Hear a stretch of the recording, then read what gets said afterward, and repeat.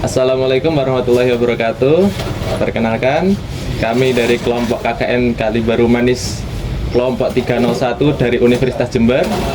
Pada kesempatan kali ini kita akan melakukan podcast Kali Baru Kopi dengan Mas Sodik. Salam kenal Mas Sodik. Salam kenal, selamat pagi. Selamat pagi. Gimana kabarnya Mas? Alhamdulillah sehat, bisa menikmati kopi pagi. Mantap. Ini buat yang belum tahu, Mas Sodik sebagai pemilik kelompok tani ini ya Mas ya, pengurus. Bukan pemilik sih. Oh, bukan pemilik. Nah, jadi ya sebagai anggota kelompok tani. Oh, anggota. Nah, pemiliknya saya pemilik X Baru Kopi. Iya. Dibaca Kali Baru. Kali Baru. Tulisannya X Baru. X artinya kali, guys. Kalau di sini kita nyebut X itu kali. Kali Baru, X Baru. Oke. Ya, Bapak bisa menceritakan sedikit kisahnya Bapak sendiri tentang gimana sih Bapak ini bisa masuk ke industri kopi? Gini, awal mula itu saya dulu kan merantau ya, sudah bosen LDR dengan keluarga, akhirnya memutuskan untuk pulang kampung. Dan di sini saya melihat potensi kopi di Kali Baru ini sangat luar biasa. Dulu untuk membranding kopi itu masih sedikit awal-awal saya datang ke sini. Ya, akhirnya saya memutuskan untuk membranding dan mengembangkan potensi yang ada di Kali Baru ini. Dan saya bikin brand X Baru, dibaca Kali Baru. Biar ini ya, membranding desa kita. Branding desa. Seperti itu awal-awalnya. Kali Baru Kopi. Jadi kemudian motivasinya Bapak untuk masuk ke dunia kopi ini seperti apa? Motivasi saya ini dulu harga kopi ini masih sangat ini ya, rendah. Dari tahun ke tahun itu harga paling mahal sekitaran 21.000, nggak pernah naik. Nggak pernah naik. Terus bagaimana saya pengen meningkatkan nilai jual dari kopi tersebut, akhirnya saya terjun di sini mengolah dengan SOP yang benar. Ya, alhamdulillah nilai jualnya akhirnya meningkat. Jadi kita meningkatkan nilai jual di kopi tersebut. Kalau tahun ini kopi ini sudah naik 3 kali lipat dari tahun-tahun yang dulu. Sudah menjadi emas hitam sekarang ini, yang paling dicari orang kopi ini. Nah, ini buat penonton, harga kopi udah mulai meningkat 3 kali lipat. Nah, mulai dari sekarang harus banyak-banyak beli ini kopi, ngestok, biar nanti harganya nggak naik lagi. Nanti kalau 4 kali lipat, 5 kali lipat malah kalian nggak kebagian, malah kemahalan nanti. Nah, ini bisa langsung menghubungi Mas Sodik ini, brandnya X Kali Baru. Gitu. Oke Mas, kan di sini rumahnya Mas Sodik kan di Kali Baru Manis, Banyuwangi. Ya. Di sini itu sebenarnya ada berapa macam jenis kopi Mas? Karena kan kita lihat di produk ada Robusta, House Blend, apa ada lagi gitu Mas? Oh iya, sebenarnya kalau di Indonesia sendiri kopi itu hanya ada 4 varietas. Ada Robusta, Arabica, Liberica, dan Excelsa. Nah, di Kali Baru sendiri ini ada Robusta, ada Arabica, ada terus Excelsa ada. Jadi ada 3 varietas di Kali Baru, dan seharusnya Kali Baru ini memang menjadi surganya kopi karena sudah lengkap ada di sini semua tanaman kopinya. Siap. Berarti dari ini ya, demografi wilayah, termasuk kandungan unsur-unsur tanah biasanya gitu kan ya Mas ya, untuk ini tanah ini ketinggian Ya, sekian. Nah, itu biasanya sangat mendukung ya Kali Baru. Ya. Berarti dari beberapa macam itu yang paling unggulan Mas di desa Kali Baru Manis, wah yang paling banyak dicari. Mungkin orang kalau mau nanam ini kayaknya aku perlu nanam yang Robusta kah, atau yang apa, yang House Blend kah gitu. Seperti itu. Kalau yang produktivitas terbanyak di sini ini Robusta sementara ini. Yang paling banyak dibudidayakan dengan masyarakat Robusta. Karena perawatannya mudah, terus panennya juga bisa melimpah, seperti itu. Jadi masih banyak Robusta di sini. Kalau Arabica masih pengembangan dan Excelsa juga pengembangan, tapi sudah banyak bisa dinikmati. Kalau house blend itu sebenarnya bukan masuk ini ya, bukan masuk dari bagian kopi. House blend itu adalah proses pasca panennya. Jadi nanti itu di blend campur antara robusta dan arabica atau excelsa dan liberica, itu namanya house blend. Jadi dicampur. Jadi bukan bagian dari varietas kopinya. Kalau kopinya itu ada 4 itu tadi: robusta, arabica, liberica, dan excelsa. Seperti itu. Kemudian kalau di tahap roasting ya Mas ya, tahap-tahapnya untuk ngerosting kopi itu gimana? Apa tiap kopi itu ada yang khusus gitu, kayak arabica itu diginiin tahap roastingnya gimana gitu? Ya ada. Sebenarnya kalau roasting itu ya, kita mau melihat kebutuhan dari penyeduh atau tim baristanya itu, kopinya ini nanti mau dibuat seduhan apa. Misalkan dibuat tubruk atau dibuat V60 atau aeropress atau espresso, itu nanti ini roastingnya itu sebenarnya beda-beda. Ada standarnya beda-beda, tapi biasanya kalau untuk masyarakat lokal dinikmati ya, itu ada levelnya medium, kebanyakan level medium. Terus kalau untuk espresso itu medium to dark atau dark itu sudah wis, jadi agak berminyak, oily kopinya itu nanti buat espresso atau buat coffee latte. Nah itu level kopinya, roastingnya harus dark kayak gitu. Wah, ini buat penonton. Jadi kalian, apalagi kita ya, kita mungkin masih terlalu awam dibandingkan Mas Wadik. Jadi kalian mungkin kalau mau bikin kopi, ayolah coba belajar. Itu ternyata kopi itu bukan yang kopi hitam, kopi susu, bukan itu aja. Ternyata ada banyak sekali macam-macamnya. Bahkan dari prosesnya itu pun harus menyesuaikan. Jadi nggak asal langsung seduh. Ternyata rasanya kok gini, rasanya kok gitu. Nah itu ada beberapa nama-namanya dan prosesnya itu pun juga beda-beda, kawan-kawan. Baik, Mas Wadik, berarti itu kan banyak sekali kan level roasting, level roasting gitu. Dan itu juga ditujukan mau dibikin house blend atau dibikin tubruk atau bikin fine gitu kan ya.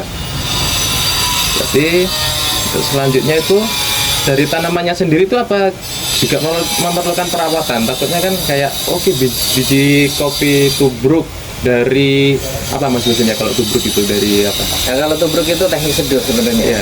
Dari bijinya itu bisa robusta, arabica, excelsa atau ini sebenarnya. Itu kalau untuk nyeduhnya itu. Baik. Dan itu di tanamannya itu perawatannya, semisal untuk robusta perawatannya pupuk jenis ini harus dibanyakin, atau excelsa pupuk jenis ininya harus dibanyakin, atau ini excelsa robusta pupuknya sama, komposisinya sama gitu, atau gimana gitu Mas? Kalau untuk di perawatan ya sebenarnya sama, karena kebutuhannya ya sama juga, tapi mungkin agak agak butuh perlakuan khusus itu di arabica. Kenapa? Karena arabica itu gampang terkena penyakit kera pohon. Dan itu arabica harus ditanam di ketinggian itu minimal 900 mdpl. Kalau di bawah itu udah pasti kopinya nggak akan tumbuh dengan dengan sehat. Iya, kebetulan di belakang saya nanam nanam arabica, tapi itu udah beberapa tahun kopinya tetap segitu, padahal pupuknya sama, kita pakai organik juga. Beda dengan yang di atas. Kalau di atas itu sudah sehat pohonnya itu, subur, daunnya hijau-hijau kayak gitu. Jadi emang ada ininya sendiri, tingkat ketinggiannya sendiri. Kalau untuk excelsa dia di belakang rumah bisa tumbuh subur kayak gitu, tahan terhadap penyakit. Paling kuat itu excelsa dan liberica pokoknya. Baru robusta, baru yang paling agak arabicanya agak susah perawatannya di situ.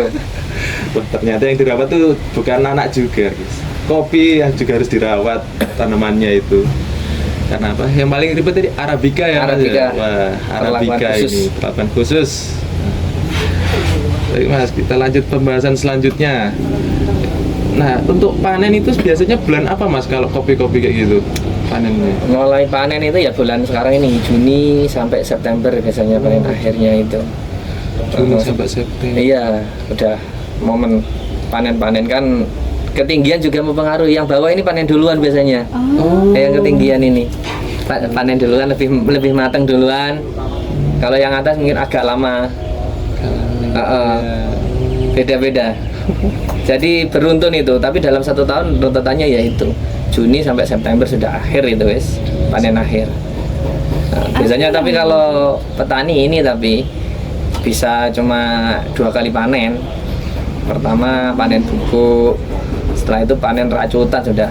Tapi biasanya ada standarnya sendiri, ada beberapa. Oh sekarang panen bubuk, besok masih panen ini milih yang merah-merah tok, baru panen rayanya, baru terakhir itu panen racutan. Ada step-stepnya. Apa yang mempengaruhi kok yang di dataran rendah bisa panen duluan? Mungkin ini ya cuaca ya mungkin ya. Cuaca. Cuaca biasanya. Dari panas karena yang di bawah kan lebih panas daripada yang di atas gitu. Iya. Iya bisa. Jadi itu tingkat matangnya ini sudah berbeda. Iya. Berbeda. Yang bawah matang duluan, yang atas masih belum. Untuk pemetikan gitu Mas, itu kan biji kopi yang cherry itu kan ada hijau, habis itu kayak warna-warni ada kuning, merah, Ya. terus ada sampai merah banget itu. Iya. Itu kalau di Mas Sodik biasanya milihnya yang tipe gimana Mas? Yang biasanya yang standarnya itu harus bijinya itu merah, matang, dan segar. Merah, matang, segar. Iya. Harus terseleksi, guys. Wah, Seleksi. Tapi terseleksi. terkendalanya kan kadang untuk pemetik itu kan kesusahan kalau milih di pohonnya langsung. Jadi nanti setelah dari petik itu kita taruh di gudang, baru kita sortasi lagi. Ya, untuk memilih bijinya yang benar-benar merah, matang, dan segar itu tadi. Berarti untuk hitungan itu kan sempat dipilih yang segar gitu Mas. Kan dipetik terus ditaruh gudang. Nah itu untuk menjaga kesegaran itu paling lama berapa hari, terus kondisi gudangnya kayak gitu? Ya itu harus 1 hari harus segera diproses. Oh, secepat mungkin. Secepat mungkin. Kalau robusta mungkin masih bisa bertahan 2 hari ya. Kalau arabica itu kalau udah lewat segitu nanti itu ini ya kadar airnya lebih banyak, akhirnya terfermentasi dan akhirnya kopinya juga cita rasanya agak kurang maksimal. Kalau arabica, kalau robusta masih bisa bertahan sampai 2 hari. Harus segera diproses. Jangan didiamkan di karung, harus dibuka. Di apa ya, dealer itu apa namanya? Iya. Dijemur. Proses penjemurannya itu makan waktu berapa hari Mas? Kalau penjemuran ya kalau lihat cuaca ya, kalau cuacanya bagus ya 4 hari ya.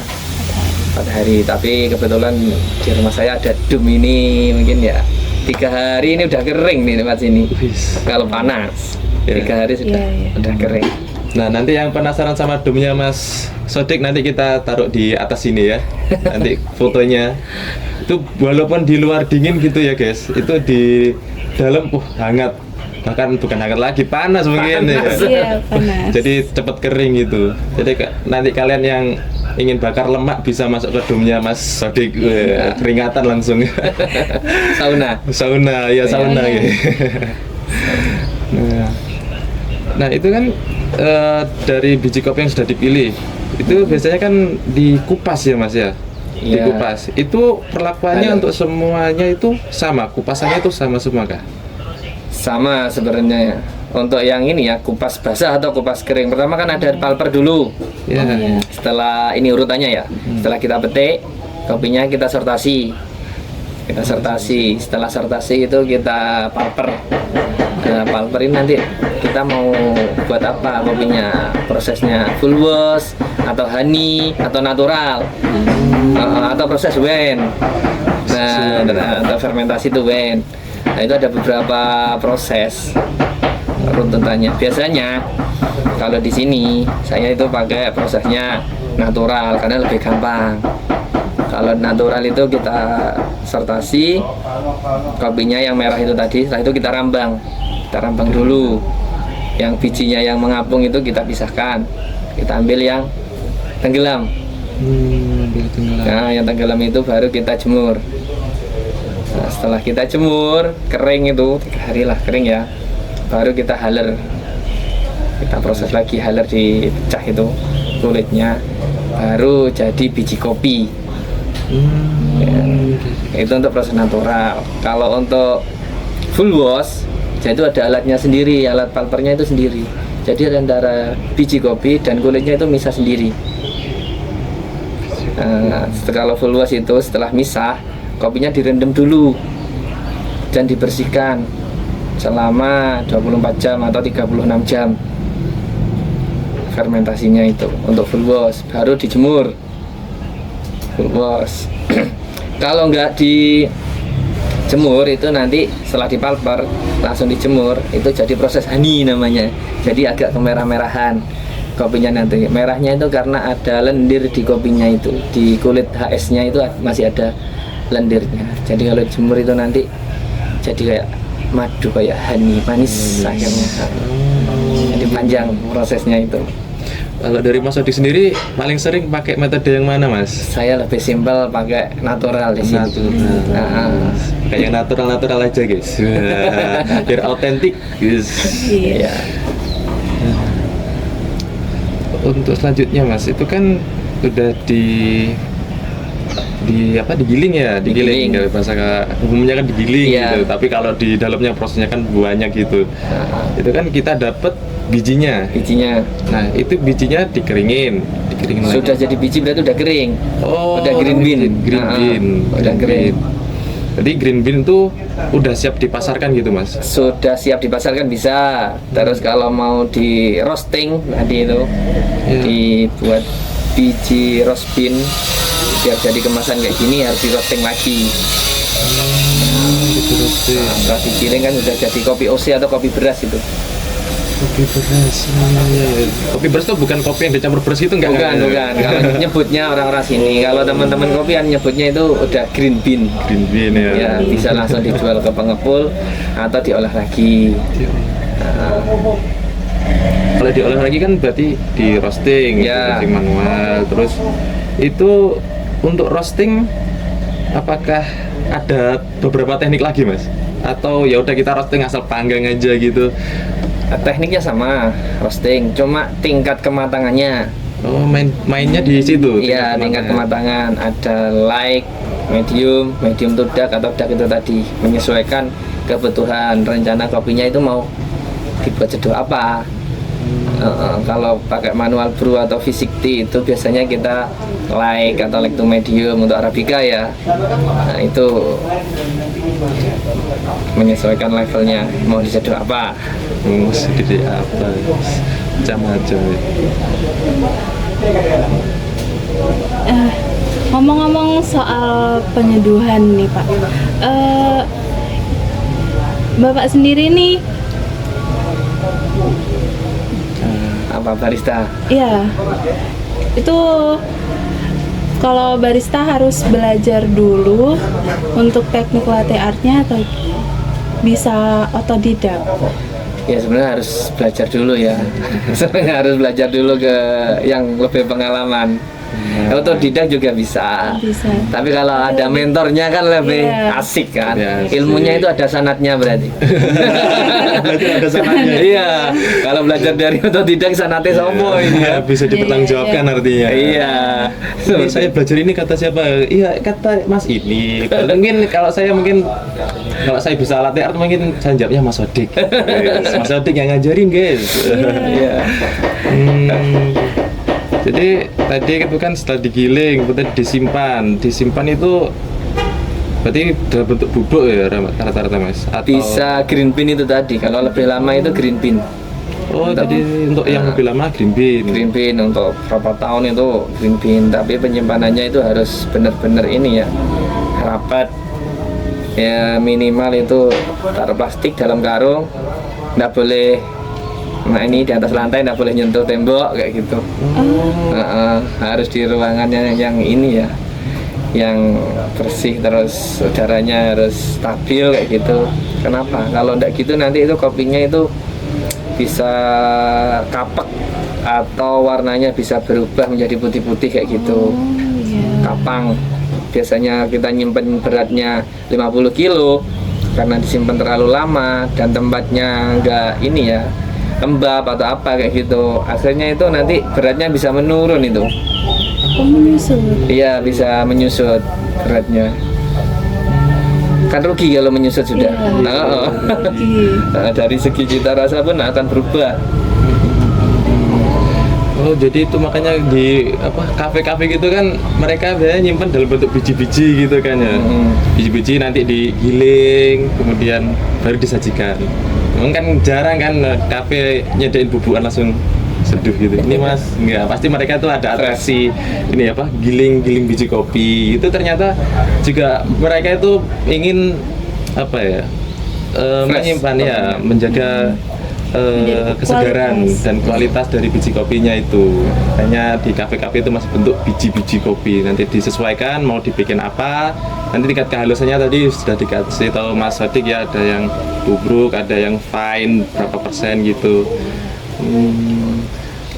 Jadi untuk barista itu kan Mas Sodik bisa barista. Kebetulan saya belum bisa. Kalau nyeduh-nyeduh biasa sih bisa. Sudah Dan iya. bisa. Kalau barista itu kan dia harus paham airnya ini. Kan air itu nanti mempengaruhi juga. Oh, Air ya. Misalnya pakai air apa, air A, B, C, D itu nanti meskipun kopinya sama, cita rasa kopi yang dihasilkan akan berbeda. Akan berbeda. Nah, nanti kalau pengen tahu itu bisa kita coba-coba juga bisa. Saya kebetulan ada air eksperimen dari dosen UNED itu. Iya, eksperimen. Iya. Itu airnya di apa kan itu Mas? Bukan air Itu biasa. pH-nya ditambah kayaknya. Jadi main. pH plus ya, main pH kayak gitu. Saya kurang paham ya. Tapi itu dari segi cita rasa nanti bisa dibuktikan. Kopinya sama dengan air yang berbeda, cita rasanya juga berbeda. Green size juga teknik gilingnya tadi. Ketika nyeduhnya kita green size-nya kasar dan halus, beda lagi rasanya. Ya, teknik seduh, mau espresso, manual brew, Vietnam drip, kopinya sama, diseduh berbeda alat, rasanya juga berbeda lagi. Jadi kalau kopi itu unik ya. Iya. Tergantung bagaimana kita memperlakukannya kopi. Nanti kan kembalinya yang bisa kita nikmati itu sesuai yang kita berikan ke kopinya bagaimana. Kalau asalan ya kopinya wis asalan, dinikmati ya wis seadanya itu. Tapi ketika kita olah dengan baik, dia akan memberikan yang terbaik dari cita rasa kopi itu. Siap. Jadi itu guys, semakin perlakuannya itu terbaik, maka kopinya juga menjadi yang terbaik guys. Termasuk alat, cara penanganan, dari awal sampai disajikan itu faktor-faktornya itu banyak banget.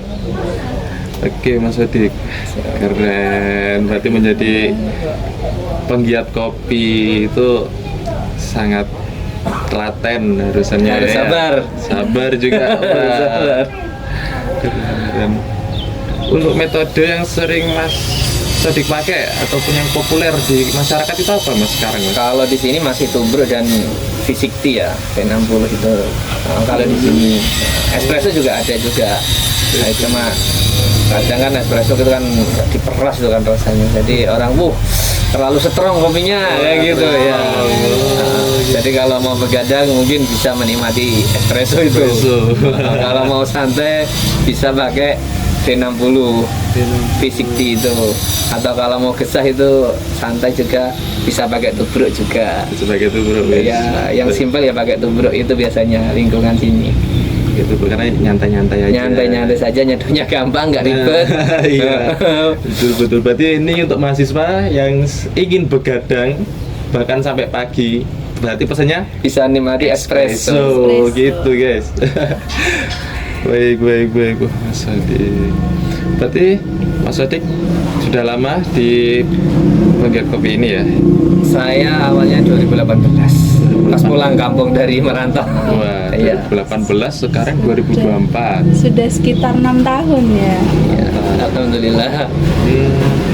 Ya, seperti itu kan dari 2018 sampai 2024 itu untuk tren kopinya itu apa Mas? Apakah ada yang baru 2018 sama 2024 yang baru atau apakah yang ngetren kadang kan anak Iya. muda nyoba aneh-aneh gitu terus Iya. biasanya banyak-banyak gitu. Bener, sekarang itu trennya di pasca panen. Oh, tren.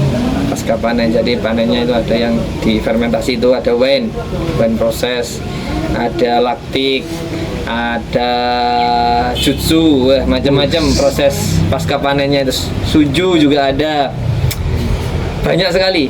Nah, ini ya untuk di pasca panennya ya. Kalau di teknik sedonya itu juga wis macam-macam juga sebenarnya. Ya, udah mulai berkembang teknik seduh-seduh itu juga. Tapi yang banyak perkembangan di pasca panen, di eksperimen di mana itu. Pakai yes, jadi fermentasinya pakai yes, fermentasinya pakai buah, pakai jus. Iya, di fermentasinya macam-macam eksperimennya teman-teman itu. Keren. Berarti termasuk Mas Sodik bereksperimen juga ini. Yang tahun kemarin ya pakai laktik, ya, kita pakai bakteri lactobacillus. Kita pakai bakteri yang untuk fermentasi robusta eksperimen. Nah, sekarang belum, karena masih panen awal juga, masih belum untuk prosesnya. Teman-teman yang di atas untuk arabica kan sudah panen duluan, itu lagi proses macam-macam juga, ada anaerob juga. Mungkin lebih paham anaerob, bisa nanti saya sambungkan ke teman-teman. Keren. Banyak temennya ya Mas. Berarti penggiat kopi biasanya kalau malam kumpul-kumpul banyak teman. Iya. Dari sana dari sini Mas. Mantap. Kopi itu ini Mas, apa ya? Bisnis komunitas. Bisnis komunitas. Iya, kalau sampean buka kedai Iya, kopi, iya. terus nggak punya komunitas, nggak punya temen, ya yang datang ya bisa dihitung. Kalau ini ya monoton kopi tok ya yang dia Iya. jual ya. Tapi kalau ada makanannya dan makanannya enak, mungkin bisa menarik pelanggan lain.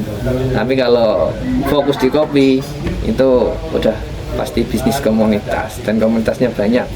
Pasti yang berkunjung teman-temannya. Bisa dilihat sudah kan sekarang kan. Berarti itu kan ada masalah ekonomi ya Mas di situ ya. Kalau semakin banyak kawan, semakin Iya, banyak makanya rezeki.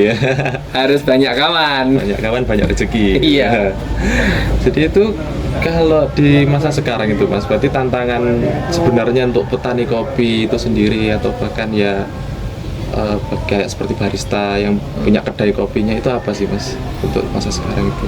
Tantangan. Kalau tantangan sekarang di petani ya, kebetulan ini saya di bagian pertanian dan pasca panen. Ini sudah waktunya peremajaan pohon kopi sebenarnya, karena pohon kopi kita ini sudah terlalu tua, jadi produktivitasnya agak menurun. Fokus saya ya ini untuk meningkatkan produktivitas, berarti kan harus ada peremajaan di tanaman. Tapi terkendalanya kalau kita peremajaan secara bersamaan, otomatis keluarga kita harus puasa selama 4 tahun. Karena mulai nanam itu untuk berbuah dibutuhkan waktu 3-4 tahun. Berat juga. Ya, polemiknya di situ. Harus sabar ya, berarti bener kok. Iya. Penggiat kopi harus sabar. Proses peremajaannya itu apa aja Mas? Ya kita selama ini kita yang nggak produktif kita potong. Kita potong, nanti kan ada tumbuh tunas baru, Iya. baru kita setek. Sebenarnya kan itu udah diganti tanamannya, Iya. dicabut diganti tanamannya. Sebenarnya kalau sekarang masih enggak. Jadi nih dari ranting ke sini nih kita potong, ini yang kita tumbuhkan Mas. Masih ya itu masih belum berani ambil resiko yang panjang. Iya. Dari pengalamannya Mas Sodik sendiri, ya apa sih yang bisa dilakukan untuk ya masyarakat lain untuk membantu petani kopi ataupun pemilik kedai kopi biar mereka itu bisa meningkatkan apa ya, produk mereka, bahkan bisa menjadi identitas negara nih kalau banyak itu kan bisa jadi identitas negara. Oh ya. Sebagai seperti ini, Indonesia eksporter kopi terbesar, Iya. ternikmat, wah. Iya. Gimana itu mas? Mungkin kalau dari masa luar ya emang biasanya branding ya. Kalau dari petani kan kesusahan di situ, branding dan pemasaran kan, aksesnya untuk menerima informasi kan di kalangan petani agak susah. Kecuali dengan petani-petani yang sudah ada kelompok dan dekat dengan orang dinas, biasanya kan diadakan pelatihan dari dinas kayak gitu bisa. Kalau yang tidak ikut kelompok, individu dan tidak dekat dengan kedinasan atau teman-teman yang sesama industri kopi, ya akhirnya informasi kan ini tertinggal, dia nggak tahu. Jadi butuhnya, yang dibutuhkan itu adalah ya dibanyain pelatihan tentang apa ya, perawatan pasca panen ataupun pemasaran yang paling utama, pemasaran dan branding. Kalau masalah branding agar terkenal, kebetulan Banyuwangi lagi proses namanya, kopinya itu nanti yang akan terbit dan memiliki haki itu kopi Robusta Java Banyuwangi, namanya IG-nya. Biasanya kan yang terkenal ada kopi Kintamani, Gayo, itu kan terkenal, sudah Ijen, udah terkenal. Itu namanya IG, namanya Indeks Geografis. Nah, Banyuwangi lagi proses nanti kalau sudah jadi, nama kopi di Banyuwangi ini adalah Robusta Java Banyuwangi. Robusta Java Banyuwangi. Ya, karena Robusta di Banyuwangi ini sangat banyak sekali. Iya. Ya. Kalau dari Mas Sodik sendiri, ada nggak sih Mas naik turunnya berusaha di kopi ini? Bahkan mungkin kalau boleh cerita yang inspiratif buat ya untuk teman-teman penggiat kopi lainnya yang juga petani kopi ataupun pemilik kedai kopi, mungkin bisa berbagi sedikit kisah gitu Mas yang menginspirasi. Apa ya yang inspirasi itu? Kalau menurut saya ya, pertama itu kita ketika bisnis kopi dan punya pelanggan, yang diutamakan itu adalah stok kita harus stabil ya. Karena kalau nggak stabil akhirnya pelanggan itu beralih. Misalkan kita punya kopi enak, kita tawarkan ke buyer dan cocok kopi kita itu, kan ini harus continue. Ketika kita lost stok, akhirnya dia berpindah dan akhirnya nggak mau bekerja sama lagi, pelanggan kabur. Akhirnya beratnya kami di situ sebenarnya, untuk pengkondisian stok ini, perhitungan kalkulasi stok itu ya harus benar-benar banyak kelompok yang mau mensisakan stoknya. Tapi kan karena kebutuhan masyarakat ini, dapurnya masih belum aman, jadi kita panen langsung kita jual. Jadi kan nggak bisa untuk mengkondisikan panen tahun ini bisa tertutup sampai tahun depan. Itu berat itu sekali, yang saya lakukan masih berat itu. Setelah kemarin itu kita proses 4 ton tetap sama ternyata, meskipun kopi agak susah, kita mengkondisikan 4 ton itu bisa. Tapi sebelum panen tahun berikutnya kita sudah kehabisan stok, jadi pelanggan-pelanggan akhirnya nggak bisa saya layani. Akhirnya ya berpindah ke produsen kopi lain. Itu beratnya di kelompok kita ini masih seperti itu, masih berat di situ ya. Jadi mungkin dari Mas Sodik ada nggak sih Mas buat saran lah untuk mereka yang barangkali dari melihat video ini mungkin tertarik, wah aku ada lahan nih mau bikin jadi petani kopi atau punya lahan mau bikin kedai kopi, mungkin ada saran bagi penonton-penonton lainnya gitu Mas? Kalau sarannya ya dioptimalkan tanamannya, kita jaga tanamannya, nanti produktivitasnya kan pasti meningkat ketika kita rawat tanamannya itu dengan baik, pupuknya kita kasih makanan yang terbaik, produktivitasnya pasti akan meningkat. Ya paling tidak setiap rumah itu kalau punya kebun kopi, sisakan lah kopinya itu 2 atau 3 kintal. Kalau yang punya kebun banyak mungkin bisa lebih, jadi bisa menikmati hasil kopinya sendiri, tidak beli kopi dari luar. Biasanya kan masyarakat di sini ini apa ya, punya kebun kita jual semua, ketika ada tamu, ada keluarga ke rumah akhirnya dibelikan kopi. Kan lucu, punya kebun kopi ternyata Untuk minum kopi pun harus beli kopi. Nah, kalau bukan kita yang menikmati kopi kita, siapa lagi?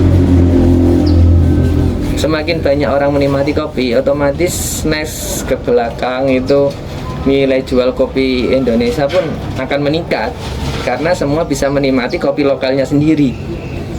Sedangkan orang-orang yang tidak menikmati kopi lokal ini dengan membeli kopi dari lain, akhirnya nilai jual kopinya nanti ke belakang juga akan turun karena peminatnya rendah. Jadi kalau saran saya ya sebaiknya kita nikmati kopi lokal kita sebagai bentuk support ke petani. Iya, nikmati kopi lokal itu adalah bentuk support kita ke petani. Jadi kalau dari Mas Sodik sendiri, untuk Indonesia nih Mas, untuk negara kita tercinta, apalagi sekarang mau masuk bulan Agustus, bulan kemerdekaan, itu harapannya kopi di Indonesia itu gimana Mas? Untuk harapannya? Harapannya ya kita ini harus lebih banyak ya. Kita masih Indonesia ini nomor 4 eksporter kopi. Nomor 4 ya, dunia. di dunia termasuk ekspor kopinya. Lah harapannya kalau bisa kita harus nomor 1 dong. Yes, Iya. nomor satu, guys. Nah, Makanya itu penting nomor 1. Nomor 1. Makanya kita harus jaga hutan kita, gunung-gunung kita, kayak gitu kan. Harus kita jaga. Jadi kan apa ya, nilai produktivitasnya kopi kita akhirnya meningkat dan kita menjadi eksporter kopi nomor 1. Siap. Apa ini menurut Mas Sodik pesan yang akan disampaikan ke pendengar kita tentang kopi? Pesannya nikmati kopi lokal kita.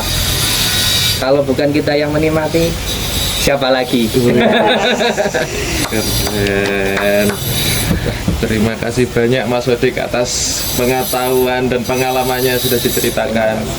Penonton-penonton mungkin kalau ingin tahu atau ingin lebih kenal dengan Mas Sodik, nanti kita kasih Instagram ada ya Mas? Ada. Kalau nggak salah kopi _ kali baru. Nanti kita kasih di deskripsi di bawah ya. Nanti bisa kalian follow, bahkan menghubungi Mas Sodik untuk mengetahui lebih lanjut mengenai apa itu kopi dan lain sebagainya gitu ya teman-teman. Oke Mas Sodik, kami saya Bima, Saya Laila. kami mengucapkan terima kasih banyak sudah memberikan pengalaman dan cerita-cerita dan ilmunya. Terima kasih. Terima kasih. Maaf banyak. jika kami ada salah kata. Kata. Baik teman-teman, mungkin ini akhir dari podcast Kali Baru Kopi. Kami dari KKN Kali Baru Manis 301 Universitas Jember izin pamit. Wassalamualaikum warahmatullahi wabarakatuh. Dadah, guys. Terima kasih Mas. Siap, terima kasih sudah ini. Sudah Mas. Alhamdulillah.